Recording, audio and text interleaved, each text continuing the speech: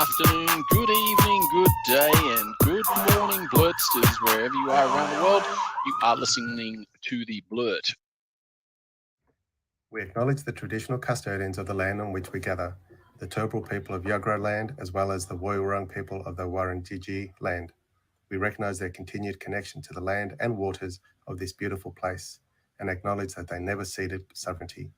We respect all Turrbal and Woiwurrung elders and ancestors, and any First Nations people here today.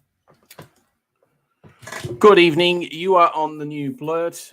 Very happy to have you with us. Fantastic episode tonight. We're very lucky to have a special guest.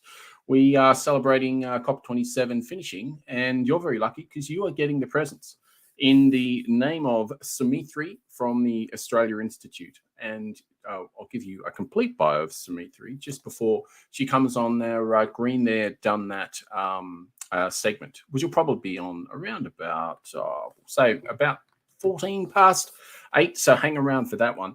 So tonight it will be mainly talking to Sumithri regarding what happened at COP27, what decisions were made or what were ignored, what actually went down, what are we expecting in the future. So all those sort of questions. And if you join us live and you've got any questions, pop them up and, we'll do what we can to put them to Sumithri. I'm sure she'll try to help us out there. And then after that, we'll have Indelible Indigenous. We haven't done Indelible Indigenous for a little while. And if you haven't listened to the show before, that's obviously all about our First Nations segment. And tonight we'll probably dabble into reasons why maybe the National Party decided not to support the Voice. The voice for the First Nations in the Constitution. I'm not really sure why that is, but we will do a deep dive into why that is. I know Noel Pearson has an idea. Well, I don't know if it's necessarily an idea of what the reason they've done it, but he's not happy at all that they have. So yes, we will talk about that. But before I go any further, I'd just like to say I am Kegsta, the host of the new Blurt, and tonight I'm coming to you from Wurundjeri country, the Kulin Nation of the Woiwurrung people. Sovereignty was never ceded, always will be, and always has been, Aboriginal land. And also, before I go any further, something I must do. I do it every week. And sometimes I may forget a little bit, but he's not a forgetful person. I can't forget him. He's very, very huge part of the show, co-host of the show, Wencee.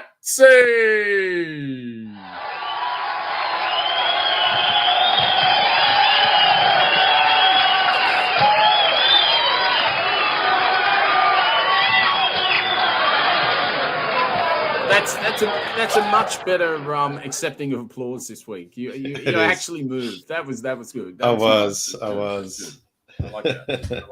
I like that a lot. So, but it's been a while since I've been moved like that. So it was worthy. It was worthy this week. That's for sure.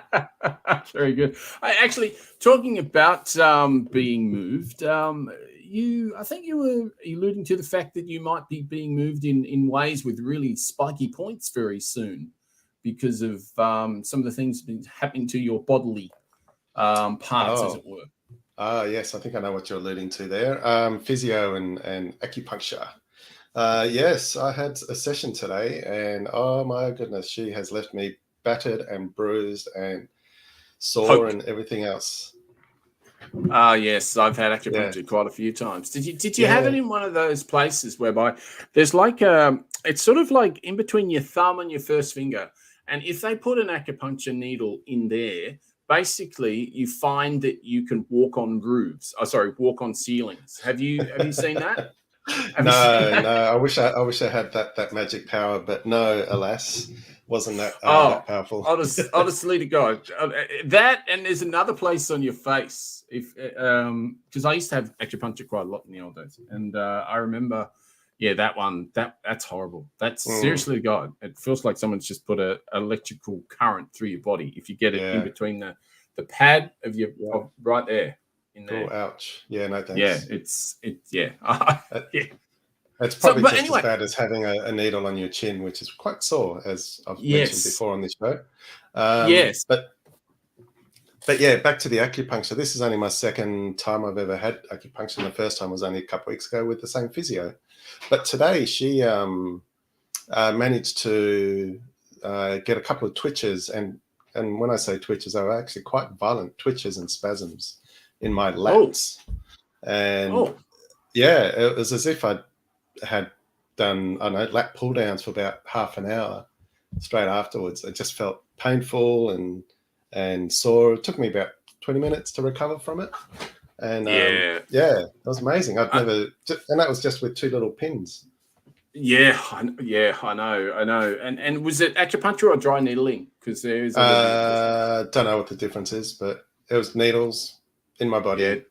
Yeah, no, dry needling hurts a lot more than acupuncture. Does it? Yeah. Yes, it does. But I would prefer acupuncture, definitely. But I tell you, people that do acupuncture often, and that is the soccer players. Oh, do they? They do indeed, and many sports players do now. They have acupuncture and they have sort of remedial massage and all these sort of things. And this guy might need it after running across the pitch at the soccer. Have you been keeping up with the soccer at all? No, not really. As we spoke about last week, I think it was, or the week before, sort of boycotting the Qatar World Cup. No, pretty much. Pretty much on the show we have boycotted the World Cup, and for the exact reason that you're seeing there, that the guy's got the rainbow flag, and he's trying to support the Iranian women as well. That are protesting in the streets. There was many things that protester. Yeah, there you go. Save Ukraine. There's another one on his T-shirt as well. Three things in the one event. Pretty awesome. Yeah. Pretty brave of the bloke to do that. Yeah, absolutely. No, and I think that's probably the best thing that's happened in the soccer at the moment. I mean, I have a few people that talk about it at work, but I'm pretty much the same as you. I'm just like, sorry, not this one. Yeah. Just too many human rights. But I think what we should do, because we don't want to keep Sumithri waiting too long, it's just not fair, but I did want to just get to Uncle Chop Chop, because I think he had something to say about the soccer. So, and for anyone who is listening on the pod or listening now, just a warning, there's a little bit of bad language, but quite a lot of good comedy. So just bear with me.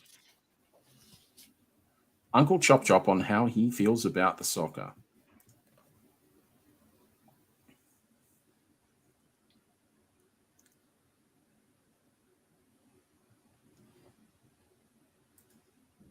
Not hearing anything. No, not at all. And I reckon I know exactly why this is. That's because you're on mute. You've muted it.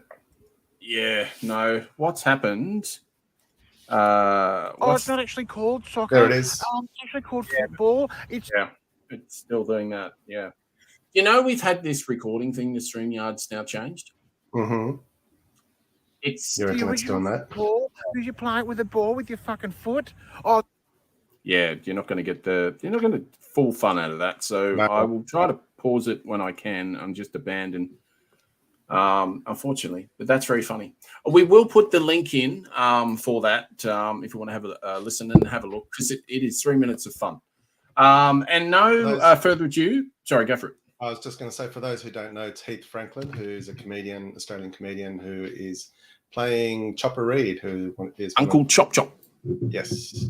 So, yes, very funny. He's talking about soccer and why it's called soccer and not football. And there's a funny little video that goes with it too. It's worth it's a little bit swearing. It's worth a listen. It is. It's funny. This is worth a listen to, and we'll go straight into Green There, Done That. Looking forward to it. Hey, this is Hannah Melville Ray from the Australia Institute. I'm listening to the new Blurt with Wencee and the Kegsta, and you should be too. It's on Tuesday night, live from around 8 p.m. Against it. But these fires are certainly not a function of climate change, they're just a function of life in Australia. Why would a scientist want to change people's vote? I mean, you saw the spin over the past week as they drip-fed. A report that came out last month which found 1 in 4 Americans is sceptical of all the effects of climate change and thinks this issue's been exaggerated. It's cold. You're listening to Green There, Done That on the new Blurt with Wencee and the Kegsta. Okay. Over to you, Wencee. On tonight's episode, we've got we have the privilege of having Sumi from the Australian Institute. Sumi is an Anne Kantor Young Women Environmental Fellow in the Climate and Energy Program at the Australian Institute. She's achieved a bachelor's in environmental studies and a bachelor's in arts. She's no stranger to podcasting, where she was co-host of The Grass Ceiling, which was all about sustainability and other climate matters. But as the Kegsta mentioned earlier on tonight's show, we will get down and dirty all on COP27, which was held in Egypt just recently.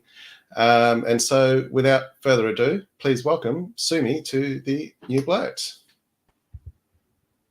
Hi, thanks for having me. Hi, Sumi. How are you doing? Good. How are Excellent. you?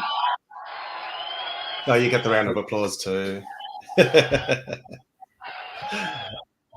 Thank you. Yeah. Excellent. Oh, I think we've lost Kegsta, but I will carry on until we get to hear him again. Oh, you're here. Awesome. Good to have you back. My very first question to you, Sumi, is how long has this fellowship been running for, and how long do you keep it? So I started the fellowship in March this year. So it's a 12-month program that the Institute runs. So each year there's a turnover of new fellows. So you're here at the Institute for a 12-month period.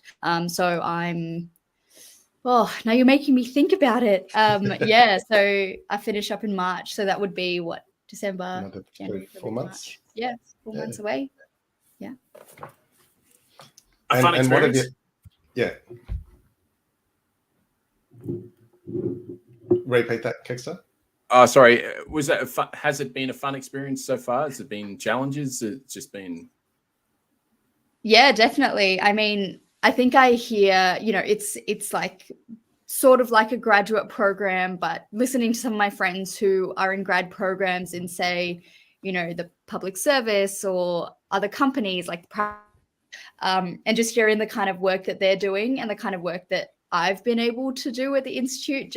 I just remember it was my first week that I was here, and all the stuff about carbon credits and climate integrity was all in the news, and the climate and energy team at the Institute has been really involved in that work. So just to see, you kind of right in the middle of the action. So I would just in the span of a year here at the Institute, you get multiple years worth of experience in terms of, what you're exposed to, the opportunities you get, the kind of people that you meet. It's really the kind of place that punches above my weight, I would say. Yeah. Oh, fantastic. Sorry, not my weight, its weight. And you've I noticed that you as with the exposure of being with the Oz Institute, you were in the Senate inquiry on the electric vehicle bill. I think that was done a couple of months ago. How was that experience? Yeah, good. I guess, all this stuff about Parliament and how bills are passed and all these Senate inquiries like that is totally a foreign world.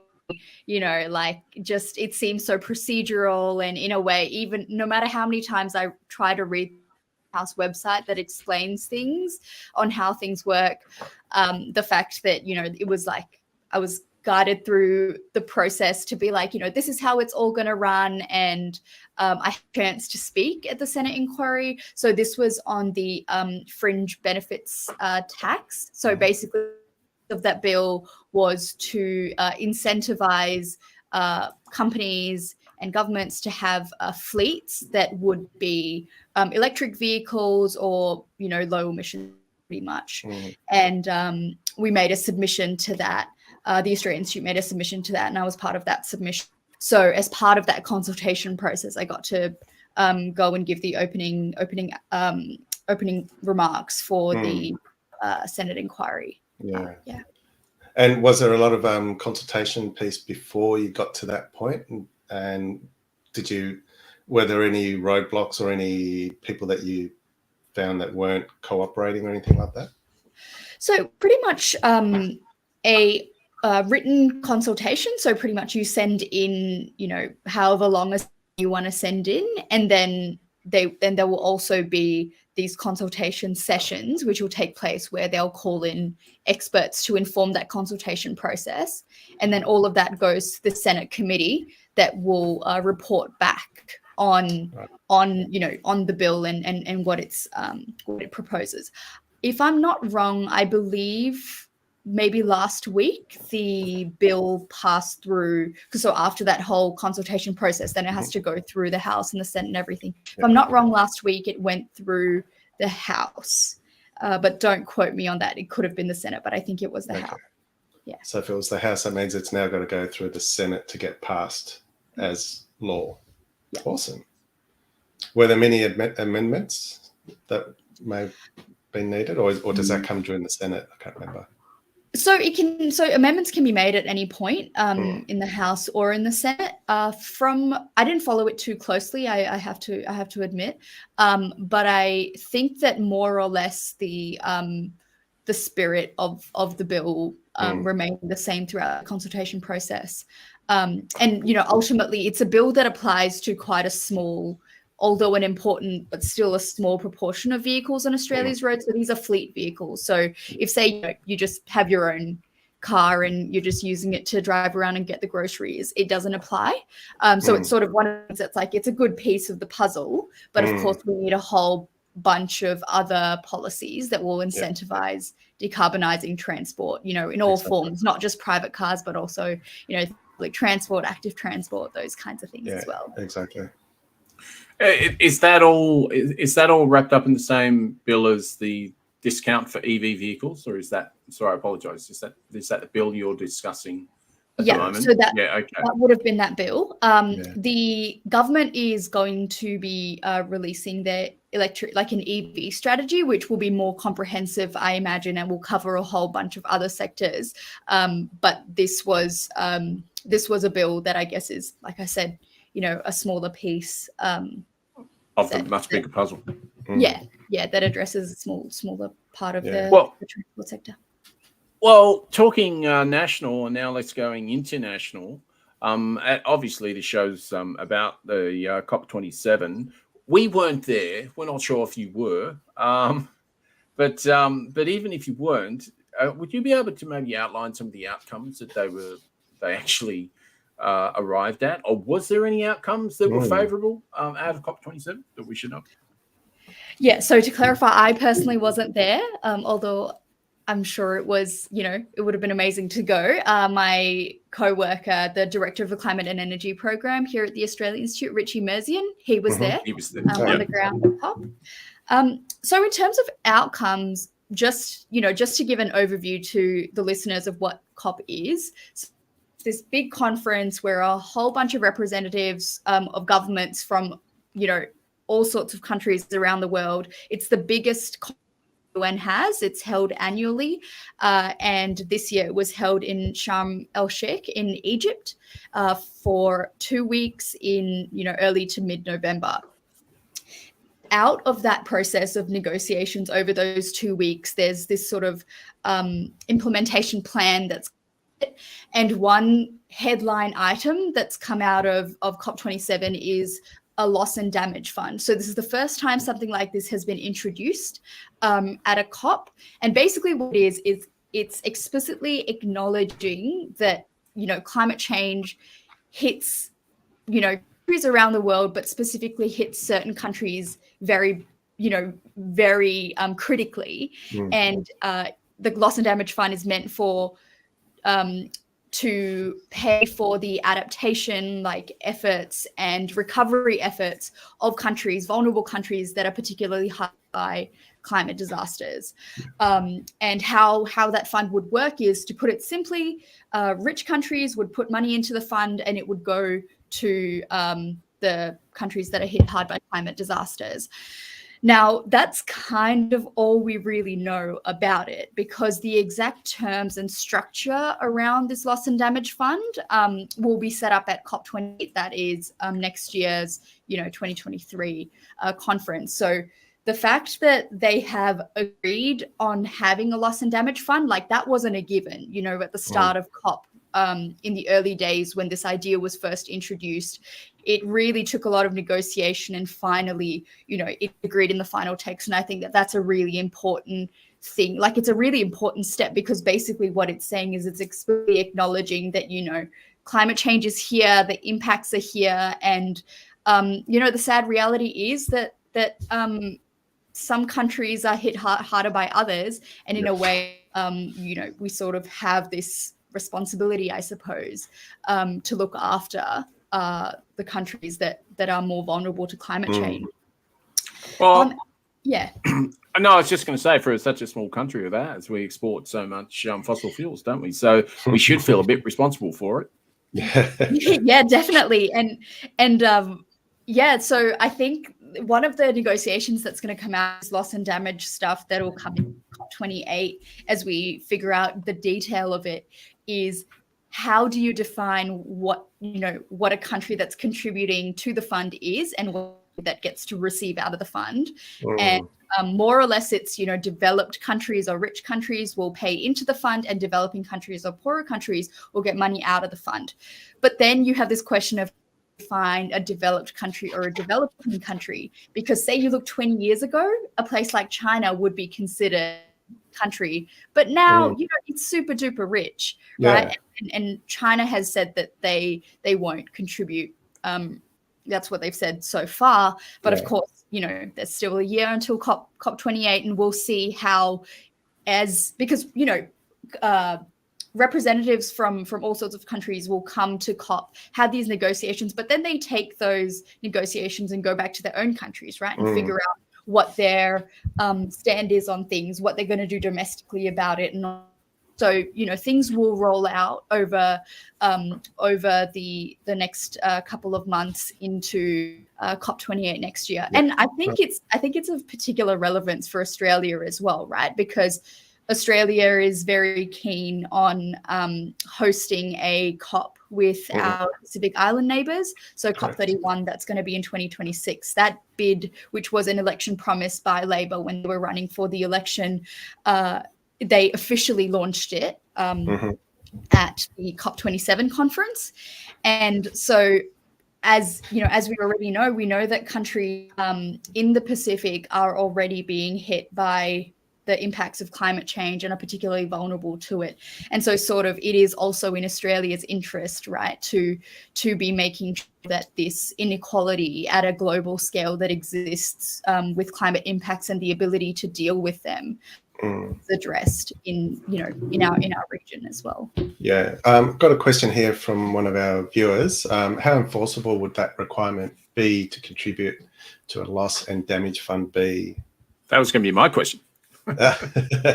Vicky beat you to the punch. She did indeed.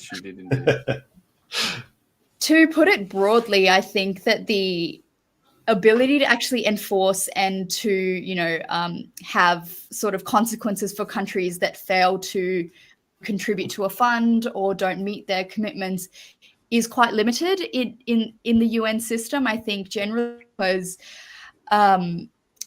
because each country can pretty much, do what it likes on a domestic level, but the ability at an international scale to be able to enforce that is quite tricky. Another example is it's sort of a similar concept. The UN has a green climate fund. So that's to finance emissions reduction and climate resilience in developing countries. Now, Australia was contributing to that, and then we stopped contributing in 2019. And that was a choice of the time to stop contributing. And Australia so far hasn't recommitted to the Green Climate Fund, but pretty much there's no consequences for not doing so. But I think there's something to be said for the fact that the Loss and Damage Fund was agreed to, by countries that are party to the COP, and the fact that there seems to be a general consensus that this is something that they care about, that they want. And so I think it sort of remains to be seen who are the countries that are very enthusiastic about it, who are more reluctant about it, why that is and everything. But on the enforcement piece, yeah, I think that may be a little tricky. Yeah, I guess the reputation of that country comes into effect.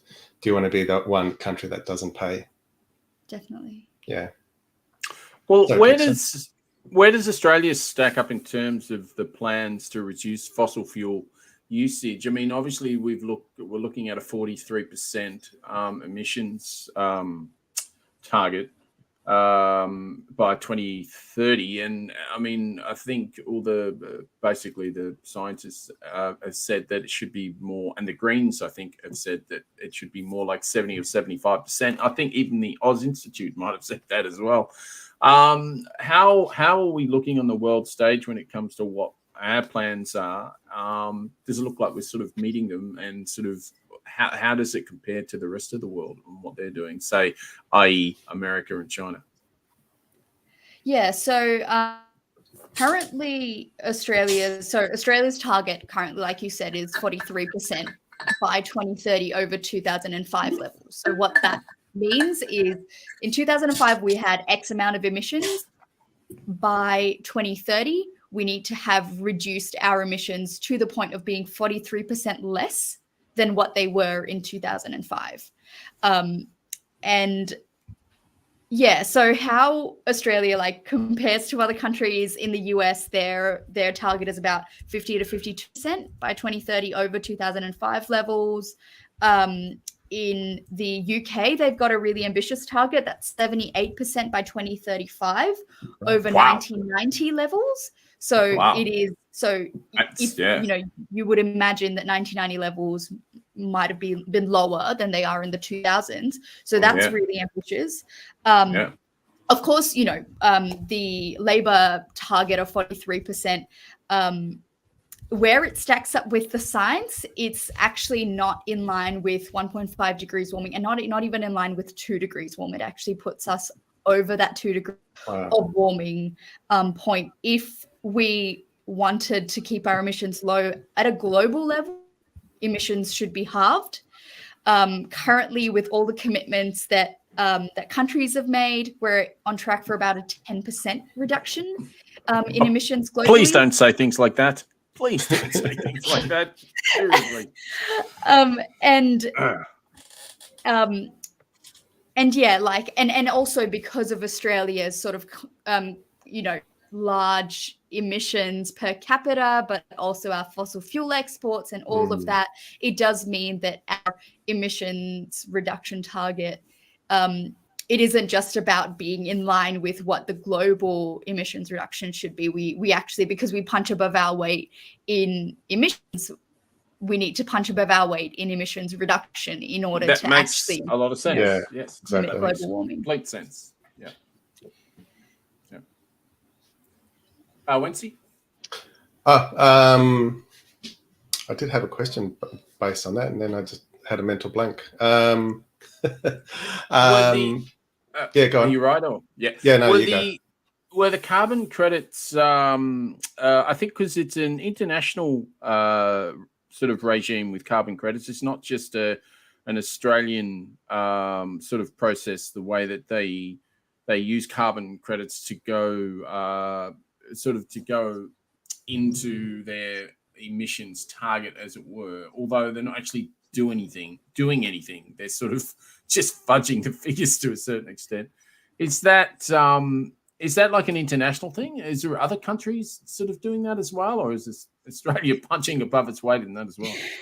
Yeah, so carbon credits and all of that, they're something that other countries also have these schemes. In terms of actually speaking of COP and international sort of collaboration on climate and everything, there is an article in the Paris Agreement, so that was signed in 2015, Article 6, which has to do with these sorts of things, like what happens when you want to buy a carbon credit from overseas or something like that. That sort of international carbon market system, which obviously, we've got our domestic carbon market is under review for its integrity and everything at the moment, and so obviously there will be lots of details that need to be figured out about what's going on in each of the countries that is participating in any global carbon market, for example. But those negotiations about Article 6, so that has been something that has been on the table for so many years, where progress on Article 6 details and what are the criteria for an international carbon market or for carbon credit in an international market and how all that would work. There's been no substantial progress on that, on Article 6 at the COP27, which means that it's still kind of in muddy waters a little bit about an international carbon market. But of course, you know, like wherever it is in the world, a carbon credit still represents, you know, it's supposed to represent a unit of emissions removed or avoided in order to, you know, I suppose not have the impact of emissions being produced be as bad as it is elsewhere. So that's sort of known as offsetting, where you know, try to cancel out emissions produced here with emissions reduced or avoided here. But at the end of the day, you know, wherever it is, carbon, they're used for offsetting, it's still a zero-sum game. It still means that at best, if you have the best carbon credit in the world and it represents actually the real emissions reduction, you're still not actually reductions on the whole. You're just kind of staying, you know, you're basically fudging figures. It's easy as that. Good accounting terms. I mean, yeah. I mean, really, seriously, it's not like you're improving. It's not like you're improving the planet with the carbon. True. Yeah, exactly. And so, an emissions reduction target, you know, that's about really reducing emissions on a total level, and that means, you know, not emitting. You know, for example, with fossil fuels, right? Like at COP, there wasn't an agreement. Like in the implementation plan, they didn't come to any inclusion of a text about the phasing down or phasing out of all fossil fuels, which was something that was in the negotiations, but that didn't end up making it into the final text, which is really unfortunate, right? Because if that made it into, and it said that, you know, all these countries that agreed to, you know, have agreed to this text support this phase out or phase down of fossil, then that's a really strong message. So the fact that that was missing from it is also quite notable, that, you know, there is a mention of the fact that it's contradictory to have fossil fuels and to be trying to stave off climate change, basically. It sounded very much like you were talking about a big fat carbon tax. You can't say those things on this. No, come on. You'll be elected off this panel in a second, Kegsta. That's a dirty word. You did mention just then that the carbon credit scheme's under review. Professor Andrew McIntosh, who's the former head of the government's, I think it was called the Emissions Reduction Assurance Committee, he called it a sham. Do you know why it's a sham, or why the scheme isn't actually working here in Australia? Yeah, so there are a couple of ways that Australian carbon credit units can be issued to a project. So, for example, if I plant a bunch of trees and those trees, you know, greenhouse gases out of the air, then I may be able to get a carbon credit unit for that. Yeah. But that's not the only way that you can get carbon credit units. You can get them for a whole range of ways of removing carbon from the atmosphere. And so earlier there is removal. So that's, for example, you plant a tree and you suck carbon out from the atmosphere. But then there's also avoidance. So what that is say I own a property with lots of trees and I'm planning on all of those trees, which means that the potential for those trees to abate carbon, so to basically, you know, take in greenhouse gases when they photosynthesize and all of that. That potential is gone now. And so there's a chance that I may be issued a carbon credit in order and to not cut down those trees so that their emissions reduction potential is realized. If that sounds kind of weird, I'm still trying to wrap my head around, how that and a little bit bullshitty. Yes.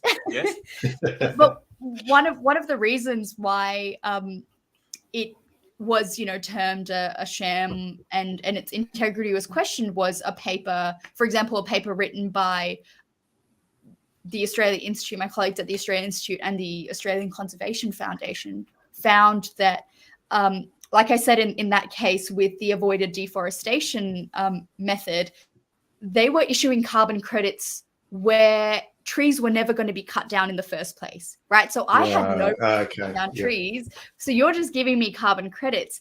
And these carbon credits, I can sell them to businesses that are emitting so that they can say that they're dealing with their emissions. Yeah. So that's one example. And then there are a whole bunch of other methods which Professor McIntosh's research kind of debunks in great detail. But that's one example of how the integrity of Australian carbon credit units is questioned. Yeah, it's a great example too of how that is a massive sham. I mean, it's just farmers up north, I think north in Queensland, as you said, they were never going to get rid of the trees. But they didn't get rid of them, and they paid them for not getting rid of them, and they were never going to get rid of them in the first place. So it's money for nothing, basically. It's just, an absolute joke. What I was going to ask, you go for it, Wencee, if you've got one. No, you go. You sure? Okay. CCS, are they talking about that fallacy at COP27 still? Are we still trying to go down that road? Because still haven't seen anywhere it's actually properly working. And that seems a bit of a sham too, especially when people are trying to get the carbon credits back from the carbon storage it's meant to be saved, and then they get the credit for fracking. It's just, honestly, it's off the charts. But but you go ahead, because you know what you're talking about. No, that a lot of that is true. Like carbon capture and storage, basically you take you take the carbon from the air, you pump it into the ground, and you store it there, and you pray that it doesn't come up to the atmosphere, and then technically it's not in the atmosphere, it can't warm the earth, right? But how the majority of carbon capture and storage projects are actually used for enhanced oil recovery. So you pump the air into the ground to push out more oil, and then you burn that oil, and that produces emissions. So it's is that what that is? Something, something that isn't adding up. In terms of CCS on the COP agenda, it didn't really make that much of a splash, I think, as it is a technology that some countries are investing in. Australia is still investing in it. So all of that seems to kind of have still been, still plodding along at the moment, because the focus of the COP this year really was on that, like loss and damage and all of the climate impacts, I think, especially because of all the, in Australia, we've had floods and they had those deadly floods, all around the world and everything. So I think that the idea of adapting to climate change, being able to respond to those effects, that sort of took center stage a bit more at the negotiations. Still on the topic of CCS, that was pretty much a signature policy, I guess, of the previous government. Is that something that Labor's still focusing on, or are they just putting it under the carpet and hoping that no one talks about it? Yeah, so the Labor government's sort of approach to their climate policy and everything is focused on, transitioning to having much more renewable energy. So basically, they want to make 82% of Australian energy come from renewables and that kind of thing. CCS, I believe, is still going play a role, I imagine, because if if there is if we're still producing, like, the reality is, if we're still producing fossil fuels, those emissions be dealt with somehow. There doesn't seem to be any sort of large step away from CCS.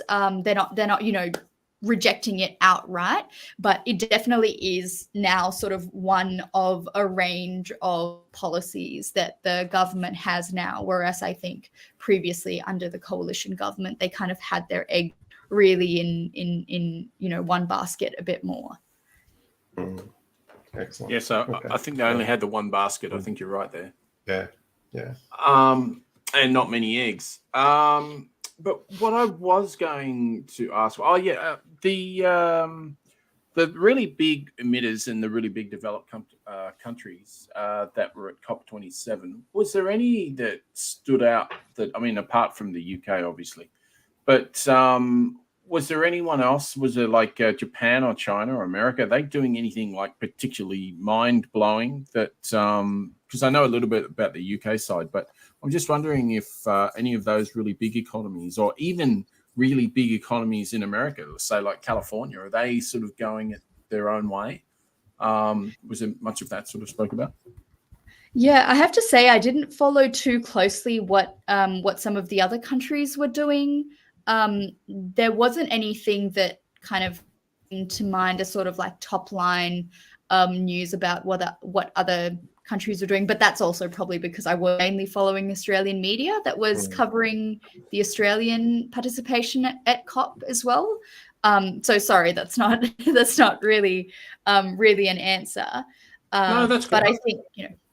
But I think I'm keen to hear a bit more about the UK and sort of reckon the similarities or differences with where Australia is at with those things. Just to move it a little bit away from the COP, Australian Institute do a lot of surveys and polls, things like that. Have they considered doing a poll regarding whether governments should take on renewable, just like in the recent Victorian election, where they've committed to bringing back the State Electricity Commission for renewable? Is that something that is worth checking out if the population federally, people want it? So I'm really glad you asked me this. So every year the Institute conducts this big report called Climate of the Nation. And our 2022 Climate of the Nation report actually came out in early November. So the 3rd of November it was. So that's available on our website if anyone wants to check it out. Yeah, and we'll put it in the links in our show notes for everyone. So absolutely. Absolutely. And pretty much it's this big survey that's done of a whole range of Australians in a range of states and territories, different age groups, gender, that sort of thing. And we ask them their attitudes to a bunch of different questions relating to climate.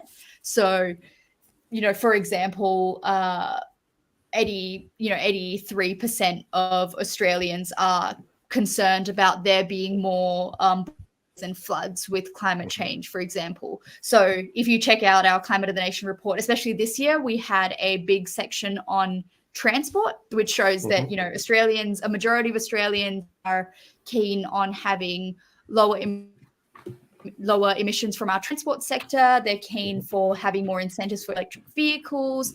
They're keen for having more active and public transport. On that renewables, basically we found that renewable energy sources consistently are the most preferred energy source across states. So people really like their solar, they really like their wind, and people are not so keen on gas and coal as maybe some in the public might be saying. sort of people in the public eye. So I really recommend sort of checking out that Climate of the Nation report, because it really does cover a whole bunch of different issues.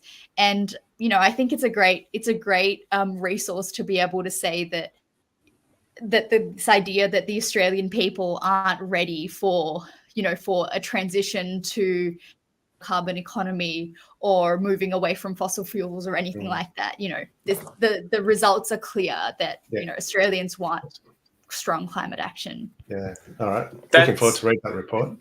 Absolutely. And that's been magnificent. Thank you so much for your time, Sumi. We've had an absolute blast. It's been been a pleasure to have you on the show. Love to have you back at another stage after Christmas at some time to see where we are sort of after the probably, I don't know, February, March sort of thing, when some other climate questions have sort of moved on to be answered, as it were. That'd be fantastic if that was good with you. Great. Thank you for having me. Thanks, Sumi. Thanks for all that information pleasure. and all that knowledge. Fantastic. It's been magnificent. Thank you so All much right. for your time. Take care. See you. See you later.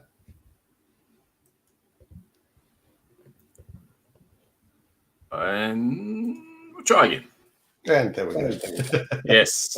Look, honestly, two things. One is this new recording thing that is happening with StreamYard.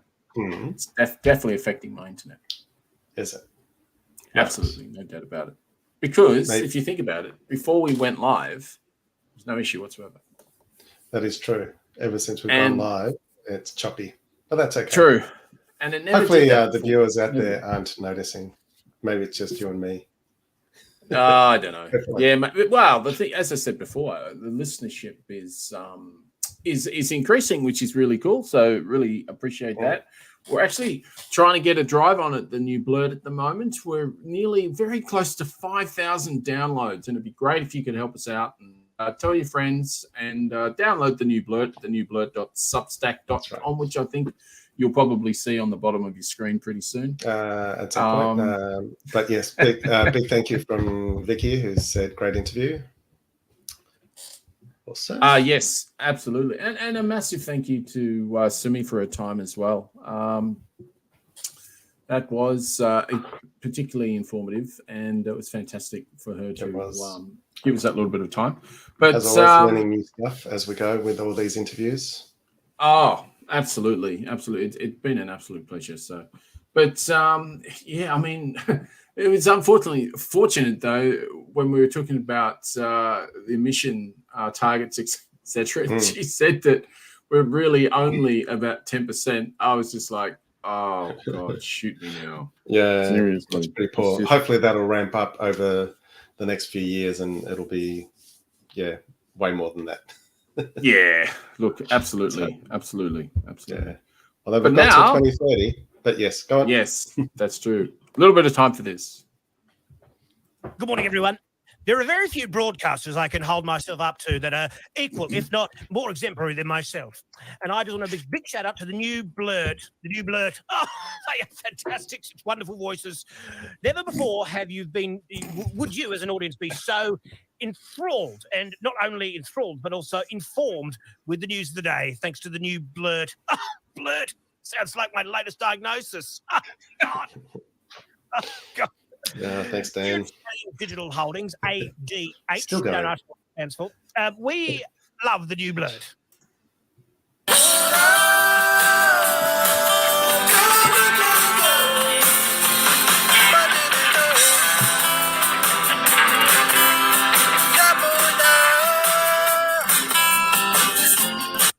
One day I'll find out what that means. But it's such a catchy tune, which means it's our indelible Indigenous. And actually, talking about Indigenous, before I was here tonight, I went and saw a movie called Whina, Whina, and it's actually about the Indigenous of New Zealand. And sorry, how do you spell it? Whina. WH in Māori is F.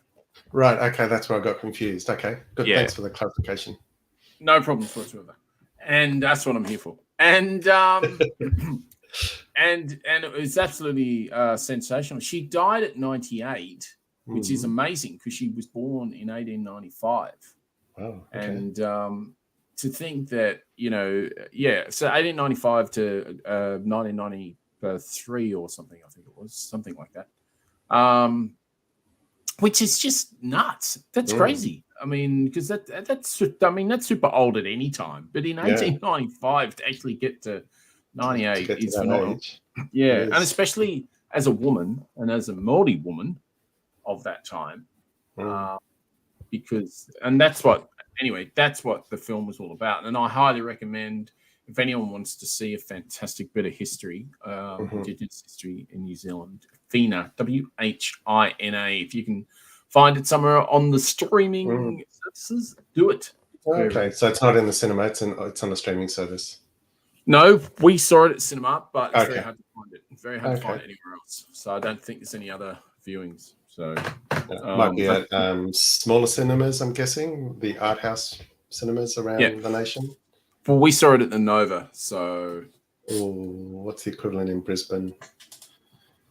No, we've got Palace, which is in Melbourne. So it probably is something like a Palace, if you know what I mean. It would be one of those boutique-y ones. So, but, we'll see if we can find viewing sessions, and we'll put in the show notes. Yeah, definitely. If you want to know about Indigenous of New Zealand, it's well worth looking at. It talks about the Treaty of Waitangi, and I learned, as you were saying, we learned a lot from Sumi. I learned a lot from the movie of the history of the Waitangi Treaty and what it meant, et cetera, and how much animosity. And talking about animosity, I thought, unless you've got something there that you wanted to... No, you got the floor. Nope, no problems. I thought we might just talk about the absolutely and unbelievable, disappointing display, but not unexpected. Not unexpected. Correct. By the National Party of Australia. I don't know really why they're called the National Party. There's bugger all in that party. There's bugger all that vote for the party, and it's meant to be national. So I find that hilarious. But anyway, in their little archaic minds of, I don't know, maybe 1967 or 1966, they've decided to not support the voice to Parliament. And Noel Pearson, who is a professor and a very, very, very smart First Nations person, and I'd like to say that he's not necessarily even a Labor voter. I'm sure he was a Liberal voter in the past. I can't remember now. But this just shows you that this is totally Indigenous. We're not talking sides here. We're talking about right and wrong. That's what we're talking about. So in the article that we'll just talk about, it's Noel Pearson's accused David Littleproud, who's the national leader, of capitulating to his senators on The Voice. But also I believe there's some people in the National Party that are going to speak out about it. They're not going to just go along with him. Not all national members are happy with this, but no, absolutely not. And so what have we got here? So, one of Australia's most prominent Indigenous voices, Noel Pearson, assessment of David Littleproud, or as he has called him, the kindergarten kid. Great term for him. It is very good. Mr. Pearson, who serves as a member of the expert panel on the constitutional recognition of Indigenous Australians, said the Nationals were previously supportive of The Voice in conversations with them. He accused Mr. Littleproud of capitulating to newly elected Senator Jacinta Njinja Price, a vocal opponent of the body. And he says a few things about her too.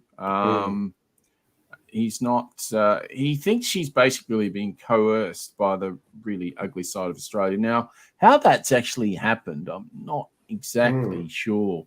But he said here that since yesterday's announcements, my office have been bombarded with calls in support of the national position, but also bombarded with threatening, abusive calls that women in my office should not have to be subjected to. Now, that's Jacinta Njinja Price talking about. But what we've got here is... where are we? Sorry, I just want to find what Noel Pearson said. So the Attorney General, Mark Dreyfus, says he hopes to win back the support of the National for Indigenous Voice to Parliament after the party stepped out. We genuinely looked at it and said it was a difficult decision for us to get behind, which I find just ridiculous considering that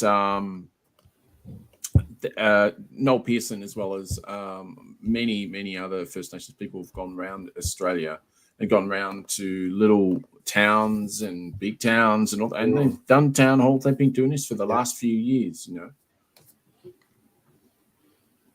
And we know from the statement, Uluru statement, that there was consensus with Voice to Parliament. So for a political party to then come out and say, no, we're not going to support it, just smacks that. Just not happen. Just doesn't sound right. No, that agreement. It's pretty bad. But my question would be this: Labor's got basically the support of the people that matter, i.e., the Greens and probably all the Teals. I would have thought, and maybe probably even Jackie Lambie, I think, as well. The only ones they're not going to have, I don't know. I can't remember if the coalition were going to support the Voice or not. Did they say? They haven't said anything yet. So it was very strange that the Nationals, I guess, have come out so early to say they're not going to support it, considering we don't have a date. We know it's going to be next year sometime, probably late. Yeah. So it's crazy. And they don't even know what the referendum's going to be, and they've already gone exactly. They don't know the question. It's just ridiculous. It smacks of racism. Sorry, but it does. Yeah, I don't give a shit what they say, and I also don't give a shit that Senator Jacinda Price or whatever. I don't know what. I'm really not sure what's going on with her. I've got no idea. But I mean, she wouldn't be a senator if she wasn't quite bright, I suppose. Mind you, though, we do have Pauline Hanson in there, so I can't really say that. Can't. I have to think that we know them. I know. See, I think that all the time. I go, oh, look, they're a senator, so they should have a little bit about them. And then I always go back to the exception. I always go, oh, but Hanson's there. Oh, but Hanson's there. Yeah, Hanson's there. Palmer used to be there, and all these. I know. Yeah, I know. Absolutely. Yeah, absolutely. It was good to see. Sorry, go for it. No, I was just going to say. I guess the problem with the Voice to Parliament and all these topics about Indigenous rights and everything else and how to solve it, there's never been consensus even within the First Nations. There's always been some opponents to whatever has been proposed. So it's hard to get the agreement from all the nations 100%. Because even at the Uluru statement, they came to a consensus, but not everyone agreed with every proposition there. So it's hard to get them all together agreeing, I guess. But you're never going to. You have to go with the majority. Exactly the same as we just had a vote in Victoria that went 55, 45, or 48 or whatever it was. It's not like 70-30. It's not 60-40, but it's more than the majority. And so you go with more than the majority. That's how democracy works. And that's how this should work as well. Although saying that, I mean, it is an Aboriginal, a First Nations document, and they don't really work on those laws. So, I don't want to, I'm not going to impose my white ideals on that to a certain extent. But speaking for the first time since the Nationals decided to oppose the Voice, Indigenous Australians Minister Linda Burney said in question time she was lucky to be in Parliament and have a voice, but others did not. Not everyone can have their voice heard, and that's why we need a voice, Miss Burney said. The Australian people will decide this referendum, not politicians, and I have faith in the Australian people. And I totally agree with that. And I have faith as well. So yeah, exactly. Yeah. My question is, who comes up with a question for the referendum? Is that the Prime Minister or the government in power? Well, I wonder if the question. Or is it Parliament? Well, I wonder if the question will be formed by the First Nations committee and the government. You'd hope that the government would be in heavy consultation with First Nations people to come up with a proper question. Yeah, you would. Yeah. I totally agree with you. Yeah. And you'd hope there's a lot of consultation on how to word that question, because the last as we've spoken on this before, the last referendum was an absolute joke because it was an essay.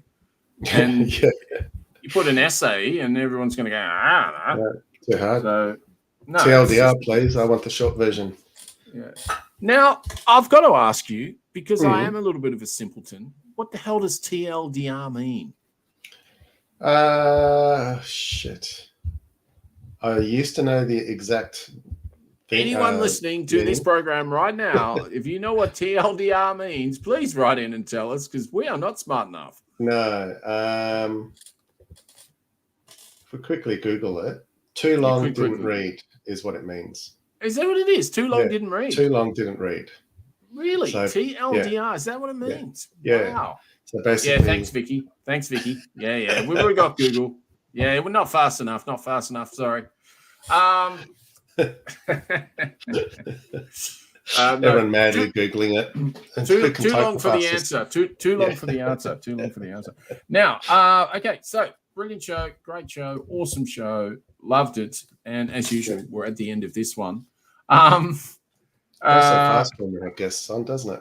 It does, but you learn so much. It's pretty awesome. Yeah. It is pretty good. So I've got to, again, say thank you very much for Sumithri. We will find out Sumithri's Twitter handle, and if she's more than happy to give that out, we'll put that in the show notes. And if you've got any questions, when you listen to the show on the pod, you can get in touch with her. So that's absolutely fine if she's happy with that. If she's got any other COP27 questions.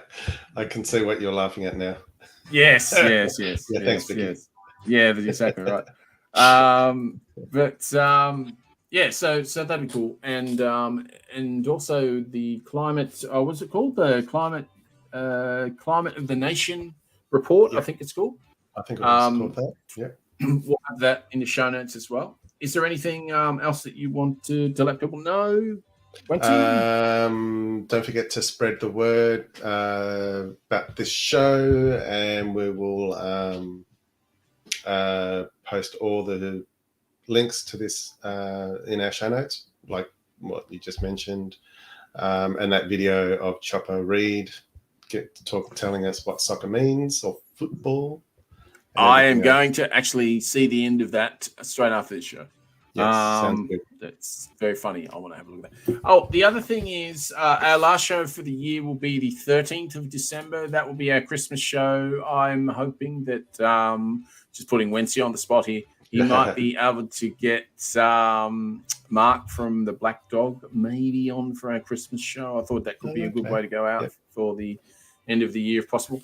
I don't know. I'm not sure. Are you in Nam? I will be definitely in Nam. Right. I don't know where, what city, what town, what internet access I might have. We'll play it by ear, and hopefully I will be somewhere where I can join. We will briefly, if necessary.